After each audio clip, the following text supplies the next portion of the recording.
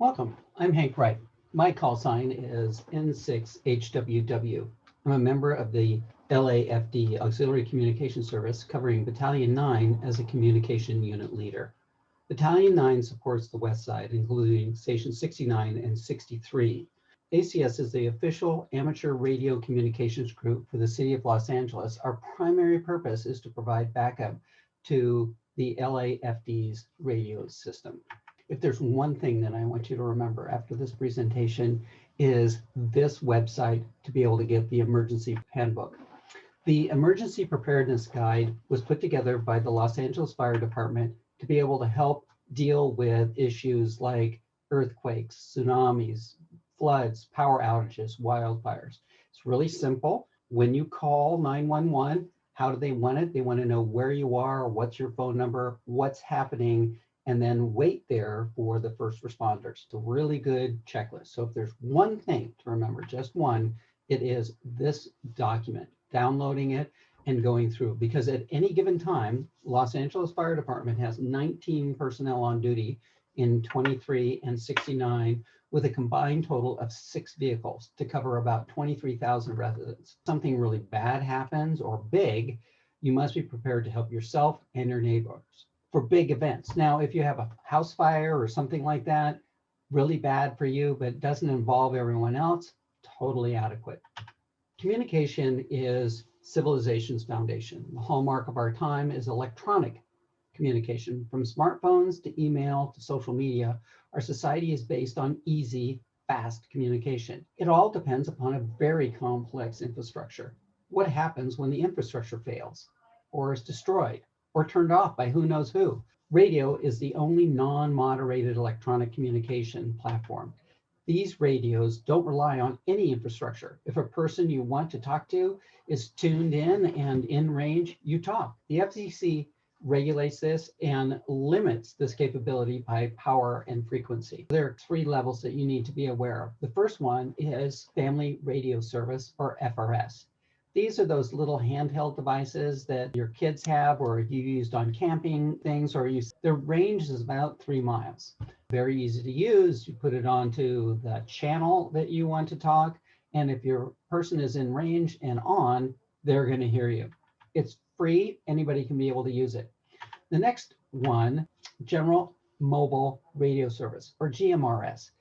This one, there's a small fee of $35 per family. It covers you for 10 years. And those radios that support GMRS, about 10 miles. A little bit further, FCC wants to know who you are. They give you a call sign, pay your money, you're in. The next level is ham radio. Again, it's about $35, give or take, and it lasts about 5 years instead of 10. And you have to pass a rather easy certification exam.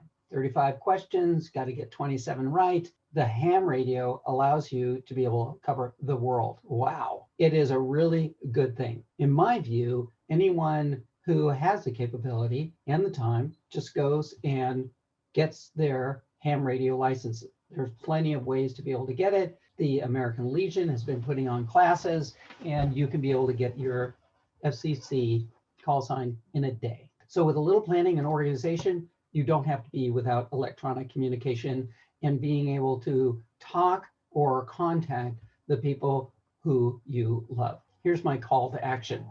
I'm going to give you a list in order of importance, in my view, of what you need to do to vastly improve your and your loved one's survival chances during one of these super emergencies.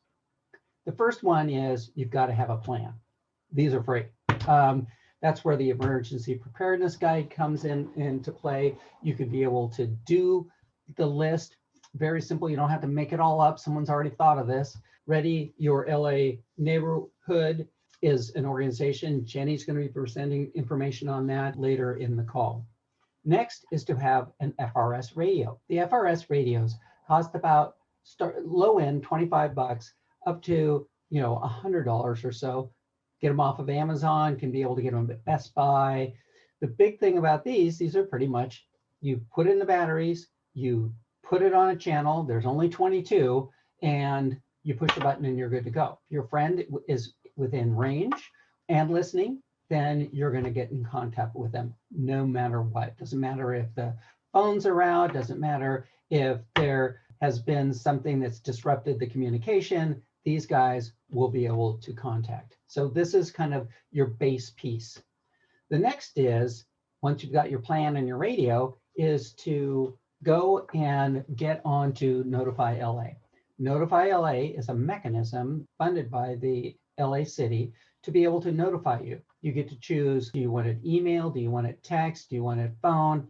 And so you register with them, doesn't cost any money. You go ahead and do that. You always will be getting certain events on your cell phone. There's a process that's called wireless emergency alerts. It's kind of like the emergency broadcasting system where your cell phone, provided that infrastructure is up, will tell you this information. Really good two kinds of things, Notify LA and this wireless emergency alerts. We have the Pulse Point. This is a free app. It started out as an application where you could be able to find a defibrillator close to your location. So you could be able to say, oh my gosh, someone's having a heart attack.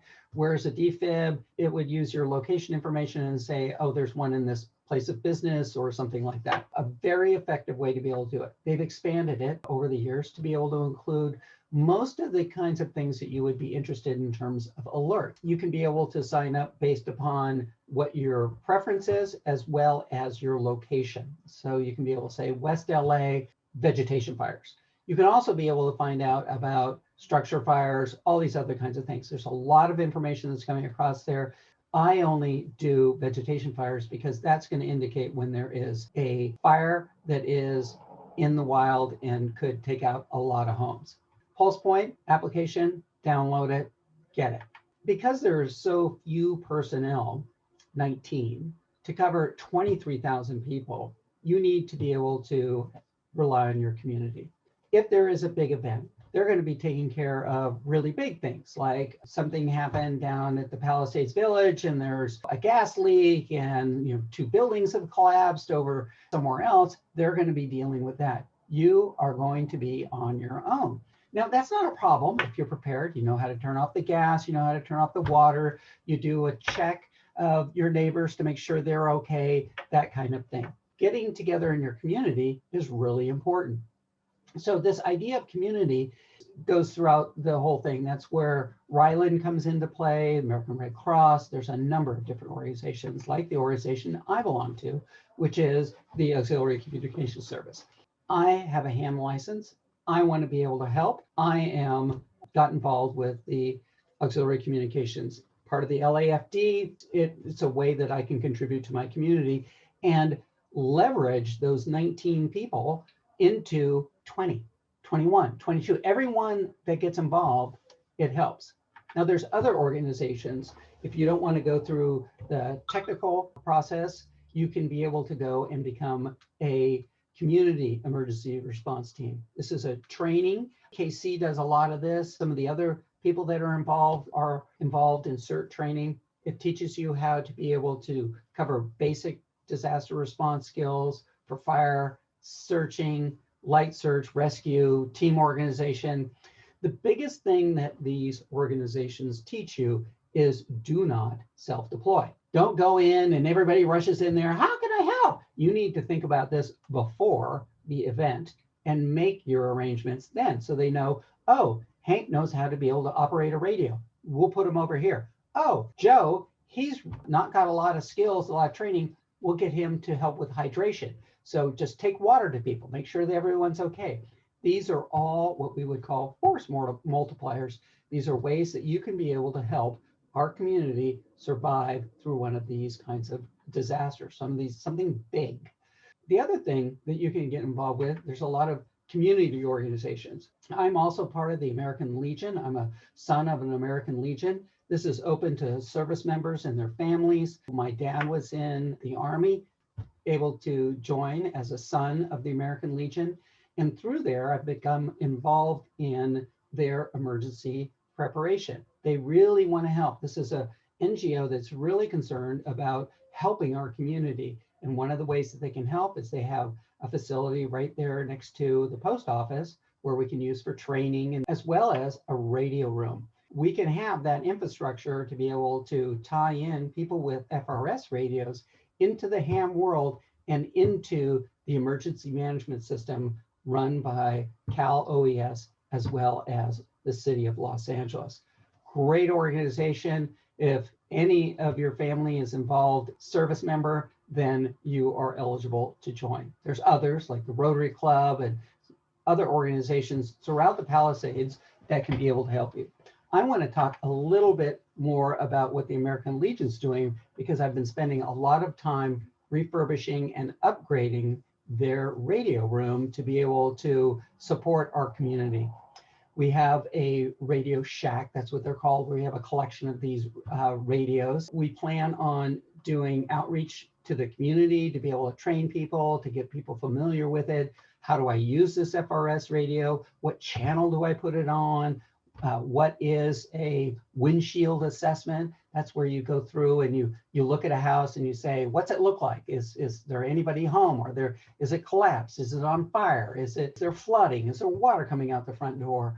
These kinds of things. This is what we want to be able to organize and help people force multiply our community response to these devastating conditions so we can protect our fellow residents as well as our own families. I mean, this is one of those kind of things that's really important to be involved in. Going back to the very beginning, what's the one thing that I want you to do? I want you to know where to find the emergency preparedness guide. This guide is really important. It can really help you. They've done an excellent job of putting all the information you need, being able to personalize it to your specific information. So there you go. That's my presentation. I really appreciate your time. Come check us out down at the American Legion, and we'll be talking to you. Bye-bye.